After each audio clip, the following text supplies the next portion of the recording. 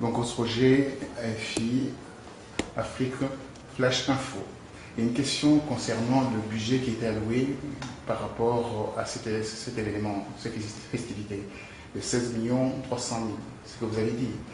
Alors, est-ce que ce budget-là va être utilisé comme on fait aux Nations Unies? On utilise 70% pour l'administration et 30% pour, bien entendu, le projet lui-même. Comment vous allez répartir en fait ce budget? Non, il n'y a pas du tout d'administration, et en particulier le secrétariat général que je dirige, c'est pas du tout l'administration. On ne va pas faire du tout de la gestion. Les crédits dont on parle seront utilisés par les services publics, les agences publiques ou au contraire les promoteurs privés en fonction des projets directement. Donc je pense qu'il y aura très peu d'administration et l'essentiel de l'argent sera consacré à la réalisation des opérations. Oui, sur ce projet-là, qu'est-ce que vous attendez des Africains plus exactement? Parce que la France, on le sait, elle est en train de créer une synergie avec l'Afrique, de peur de voir les Chinois occuper complètement les terrains. La francophonie est en train de, pardonnez-moi l'expression, foutre le camp. Et vous revenez avec ces projets pour, bien entendu, s'installer d'une manière beaucoup plus élaborée en Afrique. Non, je ne crois pas du tout que notre position soit une position défensive ou d'arrière-garde. Notre position conservatrice, notre position au contraire, elle consiste à profiter de l'occasion de ce cinquantenaire. Un demi-siècle, c'est quelque chose qui est le moment des bilans, en quelque sorte. On fait un arrêt sur image et on cherche à savoir ce qui s'est passé, pourquoi. Nous cherchons à faire en sorte que cet anniversaire, ça soit pour nous, quand je dis pour nous, ça veut dire la France, et puis les 14 pays concernés, que ce soit une occasion d'assumer clairement le lien spécifique qui existe entre la France et ces pays, de l'expliciter, de le clarifier, et puis de le renouveler, de telle sorte à ce que l'héritage, en quelque sorte, devienne un capital pour l'avenir. Et il ne s'agit pas de concurrencer tel ou tel pays, il ne s'agit pas de conserver à la relation entre la France et l'Afrique un caractère exclusif. C'est fini. La mondialisation, ça fait 20 ans qu'elle existe. Le multilatéralisme, il existe encore plus dans l'aide publique au développement. Les pays d'Afrique sont tournés vers l'ensemble du monde, et la France aussi est tournée vers l'ensemble du monde. Donc, nous nous inscrivons dans cette réalité. Il ne s'agit pas de refaire un monde qui n'existe plus. Nous nous inscrivons dans cette réalité et nous disons que dans cette réalité, la France peut être l'ambassadeur, le porte-parole de l'Afrique subsaharienne, par exemple, dans les questions du développement durable, et que d'autre part, nous devons soutenir ces pays de toutes les façons possibles parce que un grand nombre des enjeux des 50 ans qui viennent se jouent dans ces pays d'Afrique. Et nous avons, et j'ai, moi personnellement, une opinion positive, c'est-à-dire que j'ai davantage d'espoir que de regrets, et je vois davantage les choses de manière optimiste que de manière pessimiste. Et ce cinquantenaire, il devrait seulement avoir, je dirais modestement, cette utilité, pour une fois, dire et écrire sur l'Afrique des choses qui sont positives et pas seulement des choses qui sont négatives. Voilà ce que nous devons faire. Naturellement, les médias ont une grande responsabilité, mais les hommes politiques, les artistes, les chefs d'entreprise ont aussi une grande responsabilité. Il y a un problème qui se passe. Vous avez été un très très bon ministre de la Culture. Vous avez l'action que vous êtes en train de mener pour l'Afrique, pour les cinquantenaires. Il y a cette histoire d'identité nationale, avec Éric Besson qui fait des émules avec une situation beaucoup plus dramatique avec les émigrés ici en France. Vous ne pensez pas que cette situation entache le bonne marche de votre action? Non, je ne vois pas de contradiction, parce qu'il est clair que l'identité de notre pays, les choses sont tout à fait claires, et personne ne le conteste.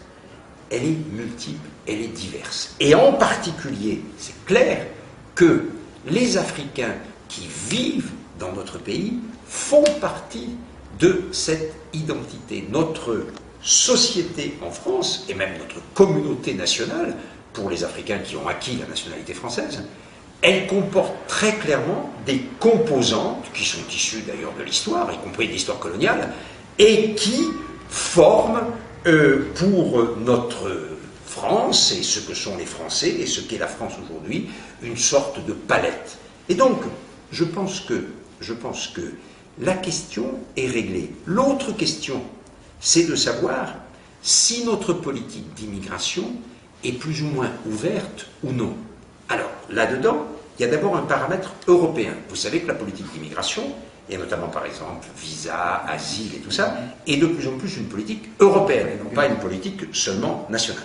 Et puis, deuxièmement, il y a incontestablement la question que moi je pose, et que j'ai posée au président de la République, de mieux accueillir dans notre pays les étudiants, les jeunes travailleurs africains, mieux qu'ils ne sont accueillis aujourd'hui. Ça c'est clair, et c'est une question que je pose, et c'est un des chantiers, à mon avis, à l'occasion de ce cinquantenaire. Et quelle a été la réponse du chef de l'État à propos de cette question ?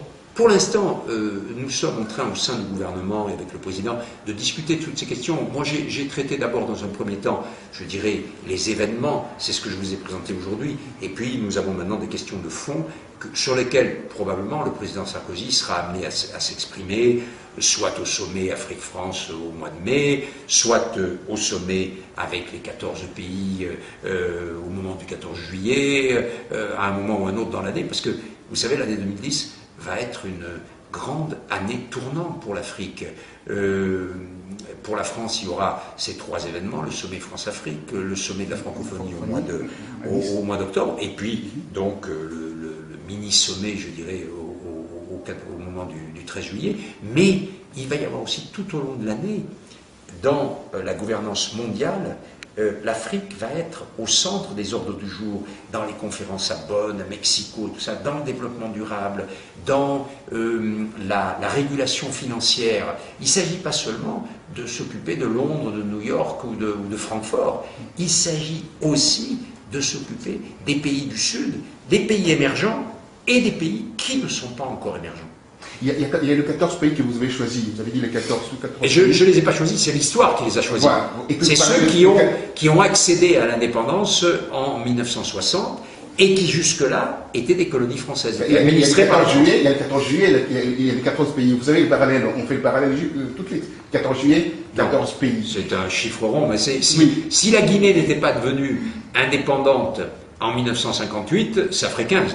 Ah oui, très bien. Alors, moi, je parlerai sur une analyse beaucoup plus approfondie. Il y a le pays de l'Ouest, Mali, Sénégal, tous ces pays fonctionnent parfaitement bien.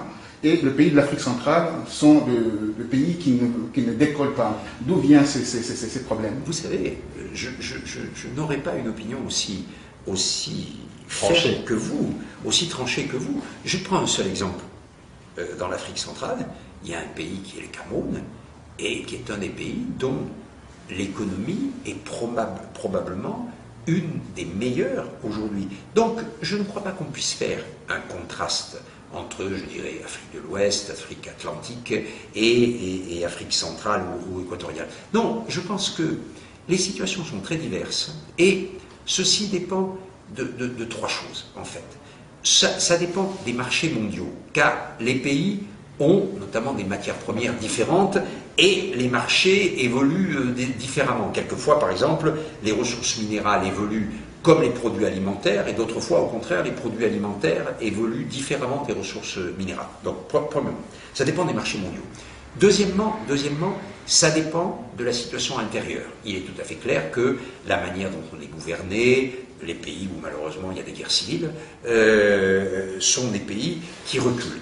Et enfin, troisièmement, c'est clair qu'il y a dans beaucoup de pays encore l'influence de l'histoire, l'influence de ce qui s'est passé au cours notamment des 50 dernières années, et qui souvent d'ailleurs concerne la France aussi, en bien ou en mal. Alors, tous ces trois phénomènes conjugués m'amènent à dire que la caractéristique aujourd'hui, 50 ans après les indépendances, c'est que les situations nationales se sont diversifiées. Et peut-être même qu'elles se sont trop diversifiées au détriment de quelque chose qui est indispensable et qu'on appelle l'intégration régionale. Et je pense que l'un des projets que nous devons soutenir et que l'Europe, en fait, l'Union européenne tout entière doit soutenir, c'est l'intégration régionale. L'intégration régionale du côté de l'Ouest et l'intégration régionale du côté de l'Afrique centrale et équatoriale. Il y a déjà des progrès qui ont été faits, CEDEAO, UEMOA, tout ça, et je pense qu'il faut aller plus loin dans ces progrès parce qu'on s'aperçoit en fait qu'il y a d'un côté quelque chose de positif à ce que chaque nation s'exprime de manière différente, mais en même temps, sur le plan économique, il faut créer des grands espaces, des grands marchés, des espaces notamment pour mettre en place des infrastructures, et notamment en matière d'énergie, et ça implique de l'intégration régionale. Mais, très bien, Monsieur Toubon, pour terminer, une dernière question sur cette intégration régionale et sur la durée. Si je prends un exemple d'un pays comme la Tunisie, on a 21 ans aujourd'hui du président Zine Abidine Ben Ali et on voit les réalisations sur le plan économique, sur le plan politique, sur le plan socio-culturel.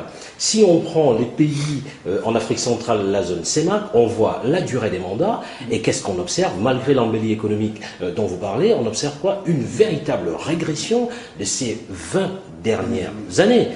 À longueur de durée d'un mandat, on peut mesurer les progrès. Comment vous expliquez que d'un côté, la Tunisie, on voit les réalisations, on voit l'épanouissement des populations, et dans toute la zone CEMAC, on voit quoi? Un véritable enlissement. Je ne serai pas aussi sévère que vous. Et encore une fois, je pense que cette année du cinquantenaire, elle doit nous servir à faire des bilans véridiques, c'est-à-dire pas seulement avec le passif, mais aussi avec l'actif et le crédit. Mais il est vrai que dans beaucoup de ces pays, le pouvoir n'a pas apporté suffisamment d'attention à deux grandes choses, à mon avis, qui sont indispensables pour l'avenir. C'est les grandes infrastructures, d'une part, et l'éducation. Et c'est sur ces points qu'il faut que nous fassions, quand je dis nous, ça veut dire ces pays, avec l'aide de l'Europe, les actions prioritaires. Grandes infrastructures, en particulier en matière d'énergie renouvelable, et efforts sur l'éducation et la formation des jeunes. Merci, monsieur. Merci.